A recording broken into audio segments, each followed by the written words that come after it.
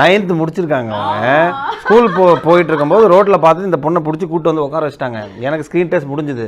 அபுசாலி ஸ்ட்ரீட்டில் இப்போ நான் தங்கியிருக்க வீட்டுக்கு ஆப்போசிட்டில் தான் வந்துட்டு சங்கர் சாரோட ஆஃபீஸ் இருந்தது. Okay okay. ஸோ கூப்பிட்டு வர வச்சாங்க. வர வச்சுட்டு என்ன ஸ்க்ரீன் டெஸ்ட் பண்ணி முடிச்சிட்டாங்க. அதுக்கப்புறம் தேவர் சீங் ஆப்ஷன்ஸ் பார்த்துட்டு இருக்கும்போது பாலாஜி சார் வந்துட்டு எப்படின்னா ஒரு விஷயத்த உடனே ஒரு நாளில் சாட்டிஸ்ஃபை ஆகிற கேரக்டர் கிடையாது.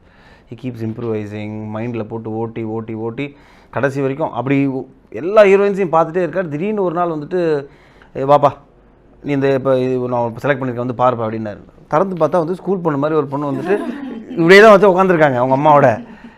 சார் என்ன சார் புரியல அப்படின்னேன். நான் படத்தோட ஹீரோயின் அப்படின்னாங்க. சார் ரொம்ப சின்ன பொண்ணாக இருக்கும். அதுதான் எனக்கும் கதை தெரியாது. கதை ஃபுல்லாக தெரிஞ்சால் நம்ம அட்லீஸ்ட் சொல்லலாம். எனக்குமே early stages of cinema I'm just அது ஒரு லேர்னிங் ப்ராசஸ். அப்போ தான் கற்றுட்ருக்கேன் சினிமாவை. சரி சார் ஓகே சார் அவ்வளோதான். அதுக்கு மேலே என்னத்தை சொல்கிறது, கதையும் தெரியாது.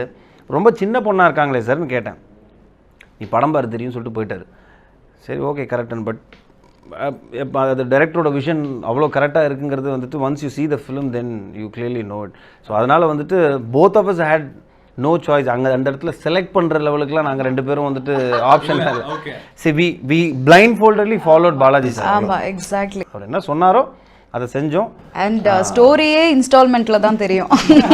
அந்த சீன் சொல்லும்போது அப்போ எனக்கு சீன் சொல்லும்போது கூட என்னென்ன ஜஸ்ட் அதை நடிச்சுட்டு போயிடுவேன். அண்ட் ஐ திங்க் ப்ரீ கிளைமேக்ஸில் தான் எனக்கு ஓரளவுக்கு ஸ்டோரியே தெரிஞ்சது.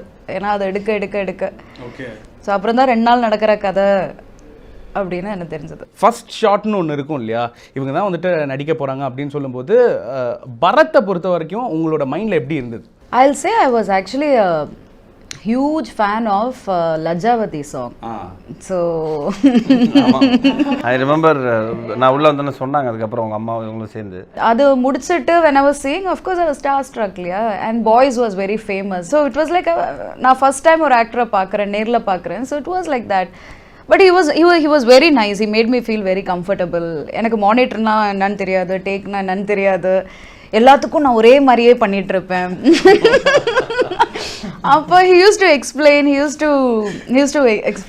இதுதான் மானிட்டர் ரொம்ப சீரியஸாக பண்ண வேண்டாம் அப்படின்லாம் he used to come and tell me.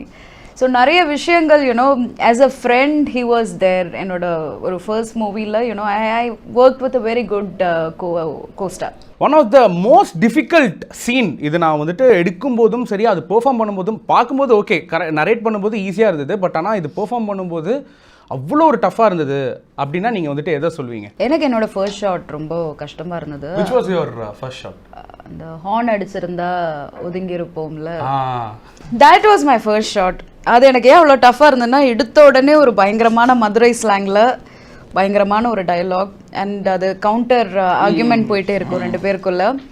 So அதனால் it was very tough for me. அந்த ஒரு சீன் எனக்கு ரொம்ப கஷ்டமாக இருந்தது.